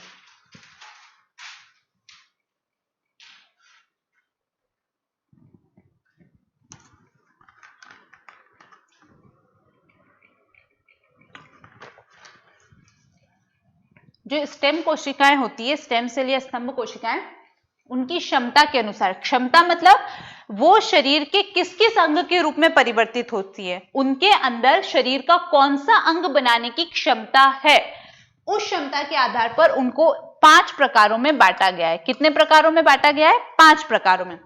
पहला प्रकार हम पढ़ चुके हैं जिसको हम बोलते हैं टोटीपोटेंट यानी टोटल पोटेंसी। टोटल पोटेंसी मतलब संपूर्ण क्षमता, मतलब एक संपूर्ण मानव जीव को बनाने की क्षमता। अब ये पेड़ पौधों में भी पाई जाती है, ये जानवरों में भी पाई जाती है, तो इट मीन्स संपूर्ण पेड़ को बनाने की क्षमता या संपूर्ण जानवर को बनाने की क्षमता, मतलब संपूर्ण जीव को बनाने की क्षमता। दूसरा आता है प्लूरीपोटेंट। प्लूरीपोटेंट प्लूरल, प्लूरल मतलब क्या होता है? बहुवाचक बोलते हैं प्लूरल को, मतलब बहुत सारी कोशिकाओं में ये परिवर्तित हो सकती है। मतलब आपके शरीर में सिर से लेकर पैर तक सारी कोशिकाओं में ये परिवर्तित हो सकती है। सिर्फ और सिर्फ ये क्या नहीं बनाती है? प्लेसेंटा या एम्बिलिकल कॉर्ड नहीं बनाती है। मतलब ये एक मानव जीव तो नहीं बना सकती है, लेकिन आप इसको चाहे बोल दो सर की कोशिका बनाओ, मस्तिष्क की बनाओ, नर्वस सिस्टम की बनाओ, हाथ की बनाओ, पैर की बनाओ, किडनी की बनाओ, लिवर की बनाओ, कुछ भी बोल दो, सिर्फ आप इसको ये नहीं बोल सकते कि तू प्लेसेंटा या एम्बिलिकल कॉर्ड बना दे, क्योंकि ये वो नहीं बना सकती है ना। तो ये एक तो संपूर्ण जीव में परिवर्तित नहीं हो सकती है, दूसरा प्लेसेंटा और एम्बिलिकल कॉर्ड को छोड़ के ये बाकी आपके शरीर की कोई भी कोशिकाएं बना सकती है। आप प्लूरीपोटेंट वर्ड याद रखना, क्योंकि आगे जब हम स्टेम सेल पढ़ना शुरू करेंगे तब मैं बार बार ये वाला वर्ड यूज करूंगी, विच इज प्लूरीपोटेंट। इसका मतलब एक बार फिर से समझ लो, प्लूरीपोटेंट मतलब शरीर की अधिकतम कोशिकाओं में परिवर्तित होने की क्षमता रखती है। केवल क्या नहीं बना सकती है? एक संपूर्ण जीव नहीं बना सकती, और क्या नहीं बना सकती है? प्लेसेंटा या एम्बिलिकल कॉर्ड नहीं बना सकती है। फिर तीसरे आते हैं मल्टीपोटेंट, यानी ये भी बहुत सारी कोशिकाएं बना सकती है, विच इज, इसको हम बोलते हैं फैमिली सेल्स भी बना सकती हैं। जनरली हम इनको क्या बोलते हैं? फैमिली सेल्स बना सकती है। इट मीन्स ब्रेन की कोशिकाएं जाके बोल दो ब्रेन बना दे, लिवर की कोशिकाएं जाके बोल दो लिवर बना दे, मतलब मल्टीपल बना सकती है, लेकिन इसकी तुलना में थोड़ा कम। जैसे इसकी तुलना में ये एक कम हुई थी, प्लेसेंटा नहीं बना पा रही थी, वैसे ये इसकी तुलना में थोड़ा और कम हो जाती है। ठीक है, फिर आती है ओलिगोपोटेंट। ओलिगोपोटेंट लिखा हुआ है, क्या लिखा हुआ है? ओलिगोपोटेंट, मतलब एक या दो ही बना पाती है। तो ये लिम्फोइड, ये हमारे शरीर में जो लिम्फ्स होते हैं, मतलब आपका ब्लड आप पढ़ेंगे तब आपको लिम्फ पढ़ने को मिलेगा, लिम्फोइड और मायोलॉइड बना सकती है, सिर्फ केवल 2 कोशिकाओं में परिवर्तित हो सकती है। पांचवा होता है यूनिपोटेंट। यूनि का तो मतलब ही होता है एक, यूनि का मतलब ही होता है एक, तो ये केवल एक प्रकार की कोशिकाओं में परिवर्तित हो सकती है। क्या बना सकती है? आपकी मसल की स्टेम सेल्स, सिर्फ मसल्स बना सकती है, मांसपेशियां बना सकती हैं। ठीक है, तो 5 प्रकार की पोटेंसी पोटेंसी के आधार पर हमने 5 प्रकार की स्तंभ कोशिकाएं देखी। टोटीपोटेंट टोटल जीव, प्लूरीपोटेंट अधिकतम, केवल संपूर्ण जीव नहीं और प्लेसेंटा नहीं, मल्टीपोटेंट अधिकांश फैमिली सेल्स जैसे ब्रेन, लिवर, ओलिगोपोटेंट केवल एक या 2 जैसे लिम्फोइड, माइलॉइड, और यूनिपोटेंट केवल एक, केवल मसल की सेल्स बना सकती हैं। ठीक है, अब हम चलते हैं अपने नेक्स्ट टॉपिक पे। ये आपको नोट्स में जैसे मैंने आपको एक्सप्लेन किया है वैसा का वैसा लिखा हुआ मिल जाएगा, बताने की जरूरत नहीं, इसलिए मैं अब आपको ये नोट से पढ़कर नहीं बताऊंगी। अब हम चलते हैं हमारे बहुत ही इंटरेस्टिंग टॉपिक पे, जिसके ऊपर एक्चुअल में जो गवर्नमेंट के या जितनी भी वैज्ञानिक संस्थाएं हैं उनके प्रयोग चल रहे हैं। उससे पहले ये एक चीज और देख लो, बता चुकी हूं मैं स्टेम सेल हमको कहां से प्राप्त होती है। तो ये कॉर्ड ब्लड से, मतलब वही प्लेसेंटा को हम कॉर्ड ब्लड भी बोलते हैं, अलग अलग नाम है उसके, गर्भनाल बोलते हैं हिंदी में। गर्भस्थ शिशु के भ्रूण से बताया मैंने, 6 से 14 दिन का भ्रूण होता है तब हम उससे ले सकते हैं। वयस्क स्तंभ कोशिकाओं से, अब वयस्क स्तंभ कोशिका का मतलब समझ में आ गया? नवजात शिशु, कोई 19-20 साल का बच्चा नहीं, नवजात शिशु के, चाहे आप बॉन मैरो से लो, चाहे उसके ब्लड से लो, मस्तिष्क से लो, किसी से भी लो। और एक होता है इन विट्रो फर्टिलाइजेशन से। इन विट्रो फर्टिलाइजेशन में भी तो आपको 6 या 14 दिन का भ्रूण मिलता है जो 8 कोशिकाओं के रूप में या 16 कोशिकाओं के रूप में होता है, उसमें से आप निकाल लो एक कोशिका, है ना। जिसने इन विट्रो फर्टिलाइजेशन पढ़ा होगा उसको समझ में आ रहा होगा, जिसने नहीं पढ़ा होगा उसको हवा में लग रही होगी बातें। अब हम चलते हैं वो वाला टॉपिक जो मैंने बोला कि बहुत ही ज्यादा इंटरेस्टिंग है। जितनी भी रिसर्च चल रही है अभी हमारी स्टेम सेल के ऊपर वो यही रिसर्च है। इसको हम क्या बोलते हैं, इसको हम बोलते हैं प्रेरित प्लूरीपोटेंट स्टेम सेल। इंग्लिश में इसका नाम इंग्लिश में ही याद रखना है आपको, इंड्यूस्ड प्लूरीपोटेंट स्टेम सेल। अब मैं पूरा इंड्यूस्ड प्लूरीपोटेंट स्टेम सेल नहीं लिखूंगी, अब मैं इसका शॉर्ट फॉर्म लिखूंगी which is IPSC, induced pluripotent stem cell. और अब मैं बार बार स्टेम सेल नहीं लिखूंगी, अब जब आप नोट्स पढ़ोगे तब भी आपको वहां सिर्फ SC लिखा हुआ मिलेगा। SC का मतलब क्या है, स्टेम सेल्स, ठीक है। कंफ्यूज मत होना नोट्स में कि क्या लिख दिया है। ये है क्या प्रेरित, इसको हम देखते हैं। मैंने आपको वर्ड बोला इंड्यूस्ड प्लूरीपोटेंट स्टेम सेल्स। अब अगर मैं आपके ऊपर आऊं तो अभी तक मैं आपको प्लूरीपोटेंट स्टेम सेल्स तो समझा चुकी हूं, मतलब वो सेल जो हमारे शरीर के अधिकांश अंगों के रूप में परिवर्तित हो सकती है, उसको हमने क्या बोला, प्लूरीपोटेंट स्टेम सेल। अब हम उसको इंड्यूस्ड क्यों कर रहे हैं, उसको हमको प्रेरित करने की जरूरत क्यों पड़ गई। आप ये मत समझना कि जो डीएनए जाके उनको फॉर्मूला बता रहा है वो उनको प्रेरित कर रहा है, नहीं। प्रेरित करने का मतलब क्या है, तो इसके पीछे एक कहानी सुनो। अगर हम कहीं पे एक्सीडेंट हो गया हमारा, ठीक है, हमारा किडनी फेल हो गया उसकी एक्सीडेंट की वजह से, या फिर मान लो मेरी रीढ़ की हड्डी टूट गई, है ना। अब उस पूरी की पूरी रीढ़ की हड्डी को क्या दोबारा बना सकते हैं क्या, बोन मैरो ट्रांसप्लांट कर सकते हैं क्या। बोन मैरो ट्रांसप्लांटेशन होता है लेकिन बहुत बहुत मुश्किल है कि आपको सेम आपकी रक्त वाला या आपकी जो भी चीजें मैच करनी होती वो वाला बोन मैरो मिल जाए। किडनी मिलना आसान है, हृदय मिलना आसान है, बोन मैरो मिलना मतलब आप समझ लो ईद का चांद, बहुत बहुत बहुत मुश्किल है ना। तो मान लो मेरी बोन मैरो टूट गई, उस कंडीशन में मेरे शरीर की कोई कोशिकाएं तुरंत तो नहीं होगी ना प्लूरीपोटेंट स्टेम सेल, थोड़ा बहुत उसमें कुछ इंजरी हो जाती तो उनको डीएनए जाके बोलता कि थोड़ा बहुत तुम बना दो, वो थोड़ा बहुत बन जाती और हमारी जो बोन मैरो है उसको ठीक करती। लेकिन हमारा डीएनए इतना एक्टिव नहीं होता कि वो स्टेम सेल को जाके बोले कि तुम पूरी की पूरी बोन मैरो बना दो। ध्यान रखना वो इतना एक्टिव नहीं होता है। यानी कि अब जो हमारा शरीर है, मतलब एक नवजात शिशु के बाद 2 साल का, 3 साल का या फिर उसके बाद में बड़ा होता हुआ शरीर, उसके अंदर ऐसी कोशिकाएं नहीं पाई जाती जो प्लूरीपोटेंट हो, मतलब जिससे हम शरीर के अधिकांश अंगों का निर्माण कर सकें।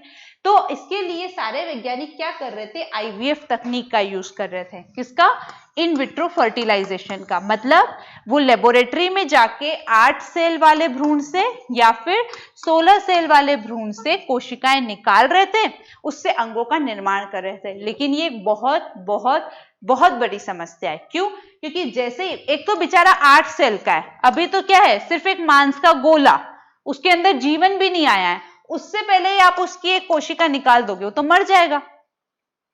अभी आप मेरे शरीर में से हाथ भी निकाल दोगे मैं जीवित रहूंगी, लेकिन जब मैं बहुत बीमार हूं, मतलब मेरा एक्सीडेंट हो चुका है, मेरी बोन मैरो टूट चुकी है, मेरी किडनी फेल हो गई है, मेरा हार्ट फेल हो गया, और तब आप मेरा हाथ निकाल लोगे, बच्ची हुई कुछ जान भी निकालोगे, तो मैं कहां से जिंदा रहूंगी। तो यही कंडीशन इसकी है ना। अभी तो इसमें जीव भी नहीं आया है, गिन के बेचारे को 8 या 16 कोशिकाएं मिली है, उसमें से भी एक आप निकाल लोगे तो जीवित रहेगा क्या, ये नहीं रहेगा ना। तो इट मीन्स बार बार जो समाज विज्ञानी है या हमारी संस्कृति को बचाने वाले लोग हैं, जो विद्वान व्यक्ति है, समाज के साहूकार हैं, वो बार बार बोल रहे थे कि आप इन विट्रो फर्टिलाइजेशन के थ्रू जो स्टेम सेल बनाने के लिए कोशिकाएं निकाल रहे हो, उसमें आप कितने भ्रूण की हत्या कर रहे हो, कितने छोटे छोटे जीव मर रहे हैं। आप एक कन्या भ्रूण हत्या के पीछे बवाल मचा देते हो, पीसीएन पीएनडीटी एक्ट लेके आ गए पूरा, और इन विट्रो फर्टिलाइजेशन में एक स्टेम सेल के लिए जो पता नहीं कब जाके किस व्यक्ति को कोई अंग प्रदान करेगी, उसके चक्कर में आप एक भ्रूण की हत्या कर रहे हो। तो इस वजह से इस इन विट्रो फर्टिलाइजेशन से जो सेल्स हम लोग निकाल रहे थे, स्टेम सेल्स, उसको बंद कर दिया गया, उसके ऊपर क्या लगा दिया गया, बैन लगा दिया गया। तो वैज्ञानिकों के सामने समस्या आई कि अब हम स्टेम सेल कहां से प्राप्त करें। अगर नवजात शिशु से बात कर रहे हैं कि नवजात शिशु से ले लो, तो हर बच्चे के पेरेंट्स इतने तो ज्यादा अवेयर नहीं है कि वो अपने बच्चे की नवजात शिशु की स्टेम सेल दे दें। और मान लो दिया भी, मान लो मेरे पेरेंट्स अगर मेरी स्टेम सेल देते भी, तो अब अभी इतनी अवेयरनेस तो नहीं है ना कि बोल देंगे आप इसकी स्टेम सेल ले लो, किसी और का अंग बना के लगा देना। नहीं, आप इसकी स्टेम सेल लो, 90 साल तक सुरक्षित भी रखो, लेकिन जब हमारी बच्ची को जरूरत पड़ेगी तब आप उसका ही अंग बनाना, क्योंकि उनके दिमाग में तो ये है ना कि हमारी बच्ची को जरूरत पड़ी तब उसको स्टेम सेल नहीं मिली। तो इट मीन्स हमारे पास स्टेम सेल ही नहीं है कि अचानक अगर अभी ऐसे किसी व्यक्ति का हार्ट फेल हो जाता है, किडनी फेल हो जाती है, जिसकी स्टेम सेल हमारे पास नहीं है, तो हम उसको स्टेम सेल कहां से लाके देंगे। तो 2 वैज्ञानिक हुए, एक हुई यामानाका, शिन्यू यामानाका करके नाम है, अभी हम पूरा नाम देखेंगे उनका, इस तरह का कुछ नाम है, और एक नाम है गर्डन, जॉन बी गर्डन। इन दोनों साइंटिस्ट ने क्या किया, इन दोनों साइंटिस्ट ने वो टेक्निक लगाई जो हमने आरएनए इंटरफेरेंस या फिर एंटीसेंस तकनीक में देखी थी। पहले मैं आपको ये तकनीक दोबारा रिकॉल कराती हूँ, उसके बाद मैं बताऊंगी कि इन दोनों ने स्टेम सेल बनाने की क्या टेक्निक लगाई। इन दोनों टेक्निक में हमने क्या पढ़ा था कि मान लो ये एक आरएनए है, डीएनए ने इसको मैसेज दे रखा है कि तू जाके एक ऐसा प्रोटीन बनाना जिससे इस पर्सन ए के शरीर में कैंसर पैदा हो जाए, है ना। डीएनए ने इस आरएनए को एक ऐसा मैसेज दिया कि तू जाके इस पर्सन ए के शरीर में ऐसा मैसेज बनाना, ऐसा प्रोटीन बनाना जिससे क्या हो जाए, इसको कैंसर। हमको तुरंत पता चला कि ये जो जीन है ये ऐसा मैसेज भेज रहा है हमारे अंदर कि हमको क्या हो जाए, कैंसर हो जाए। हम एक्टिव हुए तुरंत। अब हमने क्या डाला, इनका एंटीसेंस जीन, मतलब इसके जैसा मिलती जुलती आकृति का एक मैसेज हमने अपनी साइड से डाला, वो यहां पे जाके एक्टिव हुआ। अब इससे पहले कि ये वाली आरएनए कोशिकाएं समझ पाती कि ये दूसरा मैसेज कहां से आया, उससे पहले हमारे मैसेज ने इनको मार दिया, और अब हमने जो मैसेज भेजा था वो वाला जीन बनेगा जो हमारी बॉडी में स्वस्थ कोशिकाएं पैदा करेगा, न कि कैंसर वाली। और इस तरह से हमको कैंसर नहीं हो पाएगा, है ना। मतलब हमने ऐसा कुछ किया जिससे हमारा शरीर स्वस्थ कोशिकाएं बनाने के लिए प्रेरित हुआ, है ना। अगर ये लाल वाली कोशिकाएं बनाता तो क्या बनती, अस्वस्थ कोशिकाएं, कैंसर वाली कोशिकाएं। हमारे उससे क्या बनी, स्वस्थ कोशिकाएं। सेम चीज शिन्यू यामानाका, नाम पूरा भूल रही हूं मैं उनका, और जॉन बी गर्डन ने क्या किया, उन्होंने हमारे शरीर की कोई भी एक कोशिका ली, मतलब ये जो हमारी कायिक कोशिकाएं हैं इनमें से कोई भी एक कोशिका ली। मान लो मेरी त्वचा की कोशिका ली, किसकी कोशिका ली, त्वचा की कोशिका। इस त्वचा की कोशिका को इसके डीएनए ने एक मैसेज दिया होगा कि भैया तुमको त्वचा की कोशिका के रूप में काम करना होगा। इस डीएनए ने इसके ऊपर कुछ मैसेज लिखा होगा, तभी तो ये कोशिका त्वचा की कोशिका बनी। हमने क्या किया, हमने यहाँ पे एक और मैसेज लिखा। हमने यहाँ पे एक प्रतिलेखन बोलते हैं हिंदी में, और इंग्लिश में इसको बोलते हैं ट्रांसक्रिप्ट। ट्रांसक्रिप्ट, हमने एक और मैसेज लिखा, और हमने इन कोशिकाओं को क्या किया, हमने इन कोशिकाओं को रीऑर्गेनाइज किया।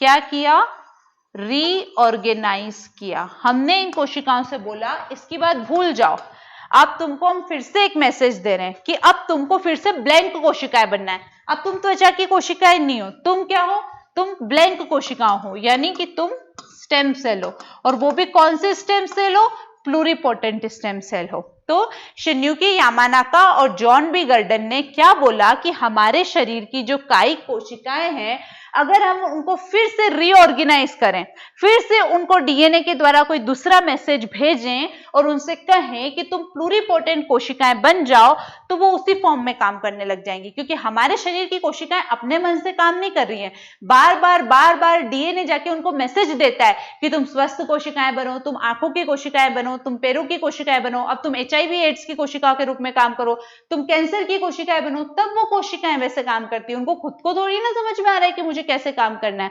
तो वैसे ही हम इन कोशिकाओं को बोलते हैं कि तुम प्लूरिपोटेंट स्टेम सेल बन जाओ, तो वो प्लूरिपोटेंट स्टेम सेल बन जाएंगी। अब हमने क्या किया, इन कोशिकाओं को प्रेरित किया किस रूप में काम करने के लिए, प्लूरिपोटेंट स्टेम सेल के रूप में काम करने के लिए। इसलिए हमने क्या बोला इसको, इंड्यूस्ड प्लूरिपोटेंट स्टेम सेल या प्रेरित प्लूरिपोटेंट स्तंभ कोशिका।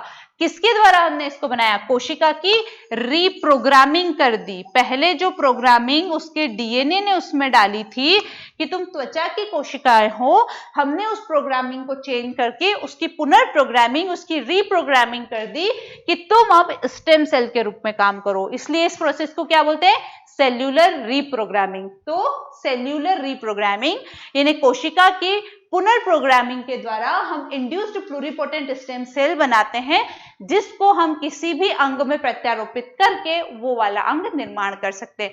क्योंकि प्लूरिपोटेंट कोशिकाएं क्या होती है, जो केवल एक संपूर्ण जीव का निर्माण नहीं कर सकती है या फिर प्लेसेंटा नहीं बना सकती है। हमको ये दोनों बनाना नहीं है, हमको गिन के कभी किडनी बनानी होती है, कभी हृदय बनाना होता है, कभी लीवर बनाना होता है, कभी आंखें बनानी होती है।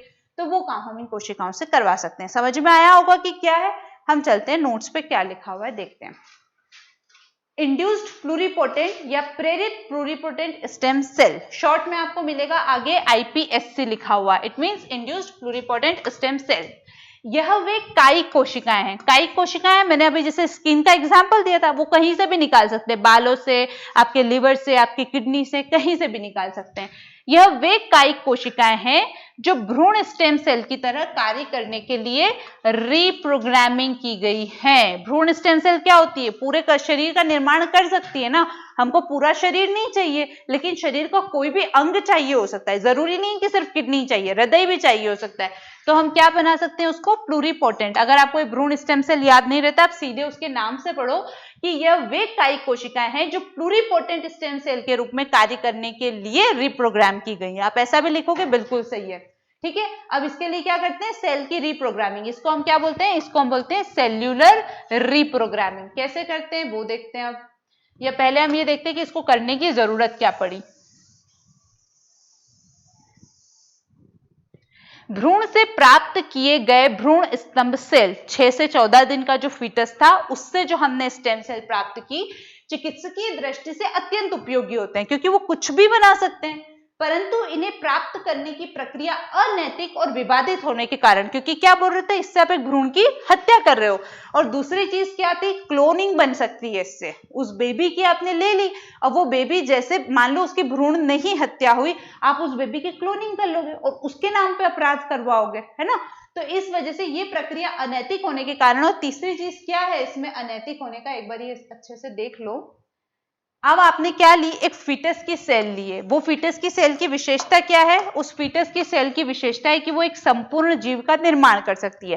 पहली गलती क्या करोगे, अगर चाइना जैसे दिमाग वाले होगे तो क्लोन बना के उसके नाम पे अपराध करोगे। दूसरा, स्लीपिंग सेल का नाम सुना है, नहीं सुना होगा किसी ने तो अक्षय कुमार की जो मूवी है वो जाके देख लेना, बहुत अच्छे से समझ में आएंगे। स्लीपिंग सेल एक अकेला व्यक्ति होता है, उसके शरीर पे बॉम्ब बांध दिया जाता है, वो कहीं पे भी जाके बॉम्ब विस्फोट कर देता है, वो खुद भी उस बॉम्ब के साथ मर जाता है। अब इस कोशिका के द्वारा बना हुआ व्यक्ति, क्या उसका कोई मम्मी पापा होगा, उसका कोई परिवार होगा, नहीं, पता ही नहीं है ना कि वो किसके फीटस से बना हुआ है। वो तो सिर्फ एक सेल से बना हुआ है, उसके ना आगे कोई है ना कोई पीछे, उसमें कोई इमोशन डालने की जरूरत ही नहीं। उसका जीवन उसी तरह से आगे बढ़ाया जाएगा कि उसमें कोई इमोशन नहीं होंगे। और फिर उसको स्लीपिंग सेल बना के आतंकवाद को बढ़ावा दिया जाएगा, या फिर आर्मी बनाई जा सकती है। आपको पता है भारत की जनसंख्या सबसे ज्यादा है, इसलिए भारत के पास सबसे विशाल आर्मी है, मतलब बहुत ज्यादा लोगों वाली आर्मी है। अब अगर हमको पता चला कि इससे हम पूरा का पूरा इंसान बना सकते हैं एक सेल से, तो चाइना जैसा देश तो यही करेगा ना, आर्मी बना के तैयार कर देगा और जाके लड़ो, क्योंकि उसको परवाह ही नहीं है कितने भी लोग मरे, क्योंकि उनके पीछे कोई परिवार नहीं है जिससे उस देश को मतलब है। अभी हमारे यहाँ पे एक सैनिक अगर शहीद हो जाता है तो गवर्नमेंट के ऊपर उसकी पूरे परिवार की जिम्मेदारी आती है। उनकी वाइफ को वो जॉब देते हैं, उनके मम्मी पापा होते हैं तो उनका पूरा हेल्थ एक्सपेंडिचर गवर्नमेंट देखती है, उनके बच्चों की पूरी पढ़ाई गवर्नमेंट देखती है। मतलब अब उस शहीद सैनिक के परिवार की पूरी जिम्मेदारी किसके ऊपर है, गवर्नमेंट के ऊपर। लेकिन इस स्टेम सेल से पैदा हुआ व्यक्ति का कोई परिवार है, नहीं है। इसको तो आपने बनाया ही आर्मी के लिए, जाओ लड़ो मरो, कोई मतलब नहीं है, निरंतर युद्ध ही होते रहेंगे। तो ये इतना विवादित मुद्दा था, इस वजह से विश्व में अधिकांश देशों में इसको प्रतिबंधित कर दिया। क्या बोला? आप फीटस से नहीं लोगे, क्योंकि फीटस से ली जाने वाली सेल क्या है? टोटीपोटेंट है, मतलब वो संपूर्ण जीव का विकास कर सकती है। तो इसका हल निकालने के क्रम में वयस्क कोशिकाओं को, वयस्क कोशिकाएं कौन सी? जो नवजात शिशु की, बार बार वयस्क वर्ग से हमको कंफ्यूज नहीं होना है। वयस्क कोशिकाओं को पीएससी, पीएससी मतलब प्लूरिपोटेंट स्टेम सेल्स में बदलने की विधि का आविष्कार हुआ। और जब हमने वयस्क कोशिकाओं को प्लूरिपोटेंट स्टेम सेल में बदला तो इसी को हमने क्या बोला? इंड्यूस्ड प्लूरिपोटेंट सेल, क्योंकि हमने उन वयस्क कोशिकाओं को प्लूरिपोटेंट सेल के रूप में काम करने के लिए क्या किया? इंड्यूस्ड किया, प्रेरित किया। इसके लिए वैज्ञानिक शिन्या यामानाका और जॉन बी गर्डन को सन 2012 का चिकित्सा नोबेल पुरस्कार भी प्राप्त हुआ था। अब इन्होंने सेल्यूलर रिप्रोग्रामिंग कैसे की हम समझ चुके हैं, इसको मैं सिर्फ पढ़ के बता देती हूँ फटाफट।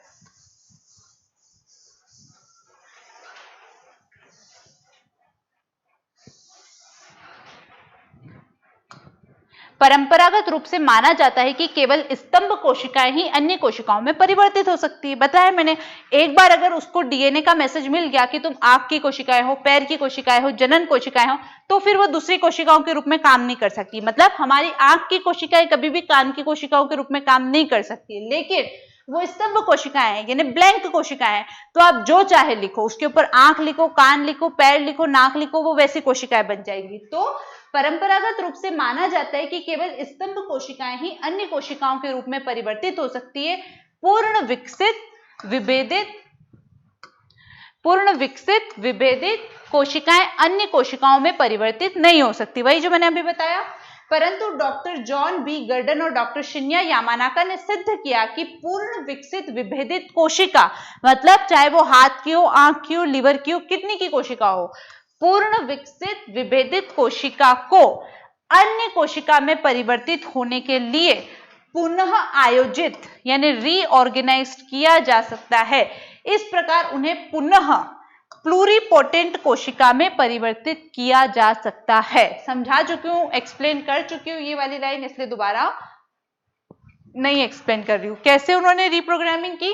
कोशिका की रिप्रोग्रामिंग करने के लिए विभेदित सेल में एक छोटे से प्रतिलेखन कारक समूह यानी सेट ऑफ ट्रांसक्रिप्ट फैक्टर, यानी जो मैसेज उनको डीएनए से मिला हुआ था उसकी जगह वो मैसेज डाला जो हम चाहते थे। हमने क्या मैसेज दिया कि तुम आंख की कोशिका नहीं हो, तुम त्वचा की कोशिका नहीं हो, तुम प्लूरिपोटेंट स्टेम सेल हो। हमने वो जीन उनको, वो मैसेज उनको दिया कि तुम पर्टिकुलर कोशिका नहीं हो, तुम क्या हो? प्लूरिपोटेंट कोशिका हो। तो वो सेट ऑफ ट्रांसक्रिप्ट फैक्टर को प्रविष्ट कराया जाता है। ये ट्रांसक्रिप्शन फैक्टर स्तंभ सेल से संबंधित जीन में उपलब्ध होते हैं। इस प्रकार प्राप्त कोशिकाओं को क्या बोलते हैं? Induced pluripotent stem cell. इनका महत्व क्या है? अब अगर हम इस तरह से ये कोशिकाएं बना रहे हैं तो ये हमको कहाँ कहाँ फायदा देगी? ये हमको बहुत जगह फायदा देगी। इनके फायदे पढ़ने से पहले मैं आपको एक बार जो अंग प्रत्यारोपण की प्रक्रिया है वो समझा देती हूँ। बार बार समझा चुकी हूँ लेकिन अभी समझना जरूरी है।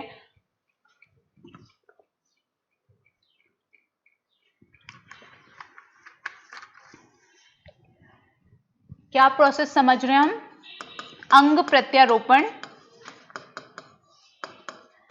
या फिर क्या बोलते हैं इसको इंग्लिश में? ट्रांसप्लांट। क्या बोलते हैं अंग प्रत्यारोपण को इंग्लिश में? नाम भूल गई मैं। चलो ठीक है, हम क्या देख रहे हैं कि हमारा कोई भी अंग हमको प्रत्यारोपित कराना है, ट्रांसप्लांट कराना है। तो अभी क्या होता है? मान लो मेरी किडनी फेल हो गई है, मेरी किडनी फेल हुई, अब मुझे सबसे पहले क्या ढूंढना पड़ेगा? एक ऐसा व्यक्ति जिसका ब्लड ग्रुप, ये जो भी चीजें सब मुझसे मैच हो। तो पहला काम क्या करेंगे? हम ऐसे व्यक्ति को ढूंढने जाएंगे। व्यक्ति को ढूंढना, क्या वो व्यक्ति फ्री में मिल जाएगा? अनटिल और अनलेस वो आपके परिवार का नहीं हो। हस्बैंड को वाइफ और वाइफ को हस्बैंड फ्री में दे देगा। आज किसी के बच्चे ऐसे नहीं है कि अगर उनके मम्मी पापा की किडनी फेल हुई है तो खुशी खुशी आके बोलेंगे हमारी किडनी ले लो। हम सब जानते हैं कोई नहीं देता है ना, या तो हस्बैंड वाइफ को देगा या वाइफ हस्बैंड को देगी। इसके अलावा जाओ पैसे देकर ढूंढो। ये कितने पैसे लेता है? कम से कम 1 करोड़, कम से कम बोल रही हूं मैं 1 करोड़, ठीक है।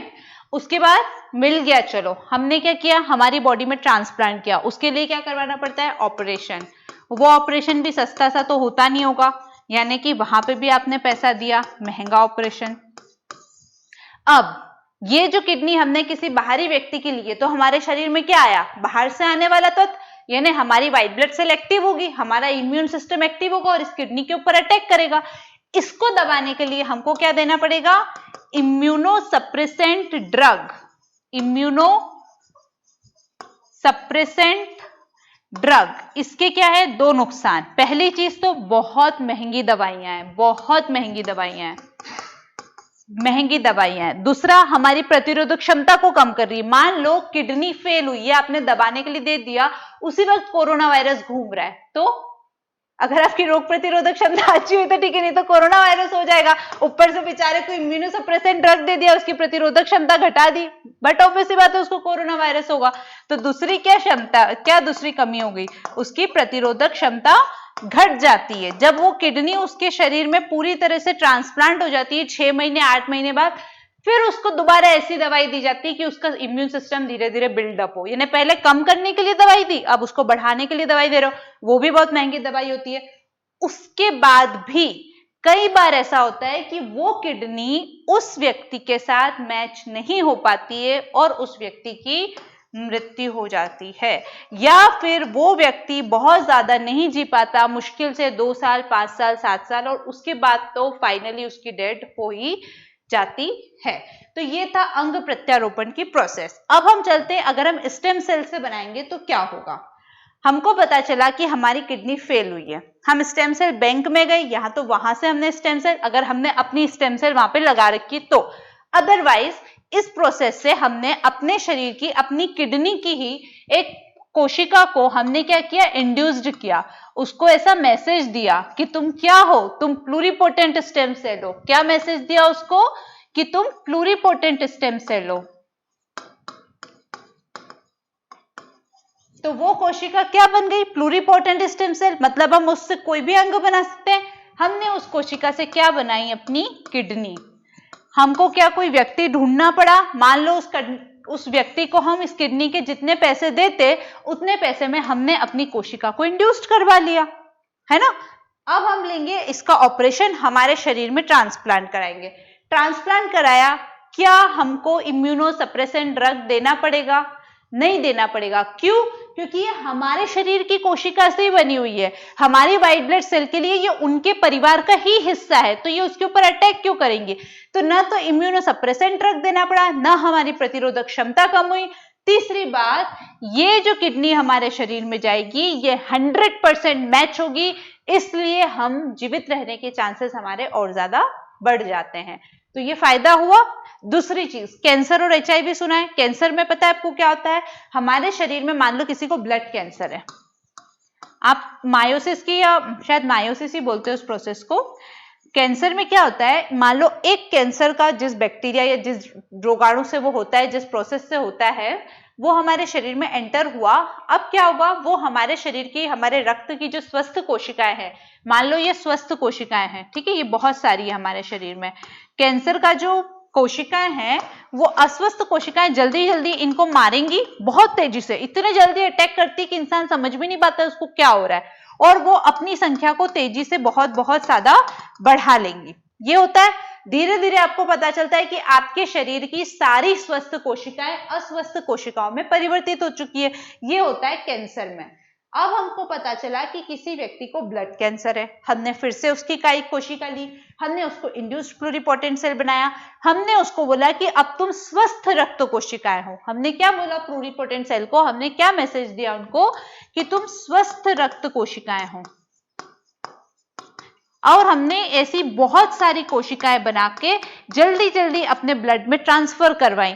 अब ये स्वस्थ कोशिकाएं वो जो अस्वस्थ कैंसर की कोशिकाएं हैं उनके ऊपर जल्दी जल्दी अटैक करके उनको मारेंगी, और हमारे शरीर में फिर से पहले की तरह स्वस्थ रक्त कोशिकाओं की संख्या हो जाएगी और हमारा कैंसर ठीक हो जाएगा। ऐसे HIV में भी होता है। HIV में कौन सी कोशिकाएं खत्म हो जाती है, हमारी प्रतिरोधक क्षमता को बढ़ाने वाली व्हाइट ब्लड सेल्स, ये हमारी HIV में खत्म हो जाती है। प्रतिरोधक क्षमता बढ़ाने वाली जो व्हाइट ब्लड सेल्स होती है वो HIV में खत्म हो जाती है। हम सेम प्रोसेस से व्हाइट ब्लड सेल बनाएंगे, उनको शरीर में डालेंगे और हमारा कैंसर हम HIV एड्स हम ठीक कर लेंगे। ठीक है, अब हमारे एक होती है आपकी अल्जाइमर बीमारी का आपने नाम सुना होगा। अल्जाइमर हो गया, पार्किंसन हो गया, इनको हम आनुवांशिक बीमारियां भी कहते हैं। इसमें क्या होता है, व्यक्ति जैसे जैसे बूढ़ा होता है वो चीजें भूलने लग जाता है। आपने सुना होगा कि बूढ़े लोग को पहचान में नहीं आते कि आप ही उनके पोते पोती हो या मम्मी पापा आपके उनके बच्चे बच्चे, ऐसे वो सारी चीजें भूलने लग जाते हैं। उन्हें कौन सा सामान कहाँ रखा था वो याद ही नहीं रहता उनको, फिर वो गुस्से में इधर उधर चिड़चिड़े होकर ढूंढ रहे होते कि मेरा सामान क्या गया। क्यों होता है? इस अल्जाइमर या पार्किंसन रोग के कारण। इसमें क्या होता है, हमारा जो नर्वस सिस्टम होता है, ब्रेन की वो सेल्स जो हमको याद रखने में मदद करती है, धीरे धीरे वो बूढ़ी होने लगती है। जब वो बूढ़ी होने लगती है तो उनमें जो काम करने की उनकी तेजी है, जो तीव्रता से वो काम करती है, धीरे धीरे घटने लगती है और फिर वो काम करना धीरे धीरे बंद कर देती है। मतलब अब हमको कुछ भी याद नहीं रहता। हम क्या करेंगे, इन प्लूरिपोटेंट सेल को, इन अल्जाइमर्स को पैदा करने वाली सेल की जगह जो स्वस्थ ब्रेन की हमारी सेल है वो बनाने के लिए प्रेरित करेंगे और इन बूढ़ी सेल की जगह वो स्वस्थ सेल ट्रांसप्लांट करा देंगे और हमारा अल्जाइमर ठीक हो जाएगा। अभी दुनिया में किसी भी देश के पास अल्जाइमर और पार्किंसन का इलाज नहीं है, क्योंकि क्या कहते हैं, अभी हम बोलते हैं कि कोई व्यक्ति बूढ़ा हो रहा है उसको बचा लो, उसको फिर से नौजवान बना दो, फिर से यंग बना दो, तो आप क्या बोलोगे, क्या बेवकूफो जैसी बात करो। एक इंसान पैदा हुआ है तो वो जवान होगा और उसके बाद बूढ़ा हो गई। वैसे ही अल्जाइमर और पार्किंसन रोग है कि अगर आप बूढ़े हुए हो तो ये रोग आपको हो गई। क्यों? क्योंकि धीरे धीरे आपके शरीर की एक एक कोशिका काम करना बंद करती है। वैसे ही आपके शरीर की मस्तिष्क की कोशिकाएं भी काम करना बंद कर रही है, इसलिए आपको अल्जाइमर और पार्किंसन जैसे रोग हो रहे हैं। लेकिन हमने क्या बोला, चाहे अल्जाइमर और पार्किंसन रोग हो गए हो, हम इनको प्लूरिपोटेंट स्टेम सेल से ठीक कर देंगे। तो ये सारे क्या थे इनके फायदे, पढ़ के बता देती हूँ, एक्सप्लेन कर चुकी हूँ सारा। यह रीजनरेटिव चिकित्सा में वरदान है। रीजनरेटिव चिकित्सा मतलब शरीर को फिर से कोई अंग बनाकर दे देना। अल्जाइमर, पार्किंसन जैसे रोगों का उपचार करती है, बता दिया मैंने आपको। तंत्रिका तंत्र मेरुरज्जु का पुनर्विकास करती है। कोशिका प्रतिस्थापन या अंग प्रतिस्थापन, शरीर की प्रतिरक्षा प्रणाली द्वारा प्रतिस्थापित अंग की स्वीकृति का खतरा नहीं, मतलब इम्यूनो सिस्टम कम करने की जरूरत नहीं है, हमको इम्यूनो सप्रेसेंट दवाई देने की यहाँ पे जरूरत नहीं है। प्रतिरक्षा प्रणाली को दबाने के लिए महंगी दवाई देने की आवश्यकता नहीं है। अंग प्रतिस्थापन प्रक्रिया सरल और त्वरित हो जाती है। लेकिन अब इसकी कुछ समस्याएं भी है। क्या? रीप्रोग्रामिंग के लिए वर्तमान में उपलब्ध तकनीकें बहुत सटीक नहीं, फलतः लक्ष्य कोशिका के स्थान पर अन्य कोशिकाओं की रिप्रोग्रामिंग होने पर कैंसर का खतरा। क्या होता है, मान लो कि मुझे, मेरे शरीर में किडनी फेल हुई है या मान लो मुझे ब्लड कैंसर है। अब मुझे ठीक करने के लिए इंड्यूस्ड जो कोशिकाएं बनानी है, उसके लिए क्या होता है कि जो भी वो ट्रांसक्रिप्टेड मैसेज होता है वो एक इंजेक्शन के थ्रू मेरी बॉडी में डाला जाएगा। अब गलती से वो ब्लड कोशिका की जगह जो रेड ब्लड सेल्स है उनकी जगह वो हमारी प्लेटलेट्स को लग गया या वो लसिका को लग गया, तो क्या होगा, जो लसिका की स्वस्थ कोशिकाएं थी वो अस्वस्थ होना शुरू हो जाएंगी। क्योंकि ये बहुत ही सूक्ष्म स्तर पर होता है, बहुत ज्यादा सटीकता के चांसेस कम है अभी इसमें, क्योंकि बहुत सुग्राही है। सुग्राही का मतलब बहुत अति सूक्ष्म लेवल पर है। तो अभी इसमें ऐसे चांसेस हैं कि जिस कोशिका को, जैसे रेड ब्लड सेल को आप चाहते हो कि उसको आपका ट्रांसक्रिप्टेड मैसेज मिले और आपका जो इंजेक्शन आप डाल रहे हो वो गलती से लसिका को या प्लेटलेट्स को वो मैसेज नहीं दे दे, वरना वहां पर भी कैंसर होने के चांसेस बढ़ सकते हैं। तो ये एक इसकी समस्या है। और दूसरी समस्या डिजाइनर बेबी वाली, आर्मी वाली, आतंकवादी वाली, वो सारी चीजें आप डाल सकते हो। आपको सारे IVF वगैरह सब जगह पे वो लिखा हुआ मिल जाएगा। स्टेम सेल की प्राप्ति हमने देख लिया था, अब हमको देखना है इसका इतिहास। जल्दी जल्दी पढ़ के बता देती हूँ, बहुत लंबा हो गया है। सर जेम्स थॉमसन, सबसे पहले स्टेम सेल बनाई किसने थी, है ना? तो स्टेम सेल कोशिका का पिता कहा जाता है इनको। किनको? सर जेम्स थॉमसन को। सर 1998 में इन्होंने पहली बार मानव भ्रूण से स्तंभ कोशिकाएं प्राप्त की थी, यानी वो 8 कोशिका का या 16 कोशिका का जो फीटस था उससे पहली बार स्तंभ कोशिका प्राप्त करने वाले पहले व्यक्ति थे सर जेम्स थॉमसन 1998 में, इसलिए इनको father of stem cell medicine कहा जाता है। दूसरा, sir Donald Thomas. Sir Donald Thomas bone marrow प्रत्यारोपण के पिता हैं। बोन मेरो क्या होती है? बोन मेरो यानी अस्थि मज्जा, जहां पर हमारी रेड ब्लड सेल्स, लाल रक्त कोशिकाओं का निर्माण होता है। तो इन्होंने क्या किया था? बोन मेरो ट्रांसप्लांट किया था, क्योंकि हमारा जो बोन मेरो था वो अस्वस्थ कोशिकाएं पैदा करके कैंसर क्रिएट कर रहा था। इन्होंने बोन मेरो अच्छा वाला ट्रांसप्लांट कर दिया, अब वो अच्छी कोशिकाएं बना के हमारे ब्लड कैंसर को ठीक कर देगा। तो क्या किया था सर डोनाल्ड थॉमसन ने? बोन मेरो ट्रांसप्लांट के पिता कहा जाता है इनको। ने रक्त की स्तंभ कोशिका लेकर रक्त कैंसर जैसी गंभीर बीमारी को ठीक किया था। सन 1990 में इनको चिकित्सा का नोबेल प्राइज मिला था। अब हम भारत की कंडीशन देखते हैं। भारत में स्टेम सेल का जो अनुसंधान है वो किस स्टेज पर है, कितना नहीं है। पहला, भारत में स्तंभ कोशिका अनुसंधान में सीधे जल्दी पढ़ के बता रही हूँ, बहुत लंबा लेक्चर हो गया, ये सारी चीजें मैं एक्सप्लेन कर चुकी हूँ। ठीक है, भारत में स्तंभ कोशिका अनुसंधान निरंतर विकसित हो रहा है। हमारे यहाँ अनुसंधानों में वयस्क स्तंभ कोशिकाओं का प्रयोग किया जा रहा है और हृदय रोग, एनीमिया, मधुमेह जैसे रोगों का इलाज किया जा रहा है। भ्रूण का क्यों नहीं किया जा रहा है? क्योंकि उससे फीटस के मरने के चांसेस ज्यादा हो जाते हैं और वही जो बाकी नुकसान बताए मैंने वो सब बढ़ जाते हैं। इसलिए हम किसका कोशिश कर रहे हैं? वयस्क स्तंभ कोशिकाओं का। कौन ऐसी संस्था है जो सबसे ज्यादा एक्टिव है इसमें? तो न्यू दिल्ली में स्थित जो एम्स है वो। एम्स नई दिल्ली में स्टेम सेल बैंक प्रारंभ किया गया है जिनमें इन कोशिकाओं को 90 वर्षों तक सुरक्षित रखा जा सकता है। ये इंपॉर्टेंट फैक्ट है। ब्रिटेन, साउथ कोरिया के बाद स्टेम सेल बैंक स्थापित करने वाला भारत तीसरा देश है। रट लेना इस चीज को। ब्रिटेन पहला देश है जिसने ऐसा स्टेम सेल बैंक बनाया है, दूसरा साउथ कोरिया और तीसरा भारत है। स्टेम सेल बैंक क्या होता है मैंने आपको बता दिया। जैसे आपका ब्लड बैंक होता है, ब्लड सुरक्षित रहता है, किसी को भी ब्लड की जरूरत होती है वहां से भेज देते हैं, वैसे ये स्टेम सेल बैंक है। फिर तीसरा, अगर आपसे इस तरह का क्वेश्चन आता है ना, भारत में स्टेम सेल की क्या प्रगति है, क्या स्टेज है, तो ये वाले सारे पॉइंट्स आपको लिखने हैं। एम्स नई दिल्ली विश्व का पहला ऐसा संस्थान है जहां स्टेम सेल को माइक्रो इंजेक्शन तकनीक द्वारा प्रत्यारोपित कर विभिन्न रोगों का इलाज किया जा रहा है। मैंने आपको बताया ना, ब्लड में वो लेंगे और फिर आपके इंजेक्शन में लेंगे, फिर आपके ब्लड में ट्रांसफर करेंगे। तो बहुत छोटा इंजेक्शन होता है, हम अपनी आंखों से देख भी नहीं सकते उसको, माइक्रोस्कोप से देखा जाता है। उस इंजेक्शन से ये इस तकनीक का प्रयोग कर रहे हैं। रिलायंस साइंसेज मुंबई भी इन विट्रो फर्टिलाइजेशन से भ्रूण सेल प्राप्त कर रहा है। इट मींस भारत में भ्रूण सेल से आईवीएफ से प्राप्त करना अभी बैन नहीं है, लेकिन आप उसका यूज क्या कर रहे हो इसके लिए आपको एक सर्टिफिकेट लेना होता है प्रॉपर, मतलब आप उसका मिसयूज नहीं कर सकते। कौन कर रहा है हमारे यहाँ से भ्रूण सेल से इन विट्रो फर्टिलाइजेशन से कोशिकाओं को प्राप्त? रिलायंस साइंसेज मुंबई।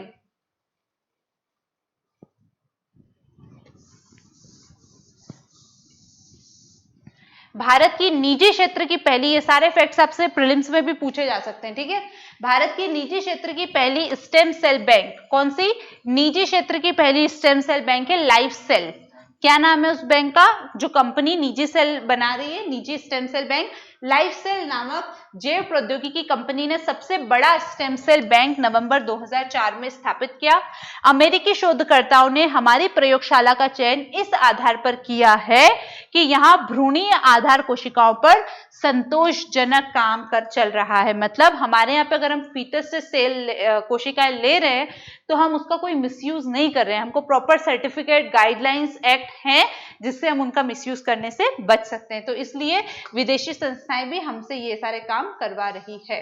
अब अगर आपसे स्टेम सेल बैंक के ऊपर 3 नंबर या 5 नंबर या 6 नंबर में पूछा जाता है तो आपको क्या लिखना है वो देख लो। बता चुकी हूँ क्या है, सिर्फ एक पढ़ के दिखा रही हूँ। Stem cell bank, stem cell bank एक ब्लड बैंक की तरह ही होता है। इसमें लोग अपनी और अपने परिवार से संबंधित लोगों की स्टेम सेल को एक विशेष कीट यानी बैग में जमा कराते हैं। इस कीट को नाइट्रोजन द्रव में -190 डिग्री सेल्सियस तापमान पर सुरक्षित रखा जाता है।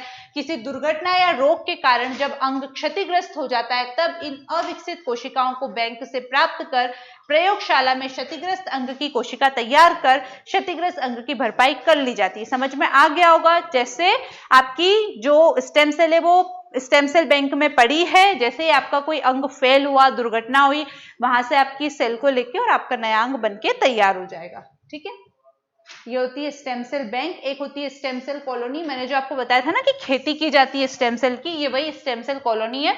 इसके अंतर्गत स्तंभ कोशिकाओं का कृत्रिम रूप से उत्पादन, भाई हम उसकी खेती कर रहे हैं तो कृत्रिम रूप से उत्पादन किया जाता है। इसमें स्तंभ कोशिकाओं को अनुकूल वातावरण में उचित खनिज, पोषक तत्व, हार्मोन्स आदि उपलब्ध कराते हुए रोगाणु मुक्त अवस्था में रखा जाता है जिससे उनकी संख्या में गुणोत्तर वृद्धि होती है। इस प्रकार प्राप्त स्टेम सेल्स को अनुसंधान में प्रयुक्त कर नैतिक बाध्यताओं को समाप्त किया जा सकता है। हालांकि इस प्रकार की स्टेम सेल्स का उत्पादन अत्यंत जटिल है। क्यों? क्योंकि इस रोगाणु मुक्त अवस्था को प्राप्त करना अत्यंत जटिल है। और नैतिक बाध्यताएं क्या खत्म हो जाएंगी? कोई फीटस के मरने का चांस नहीं है।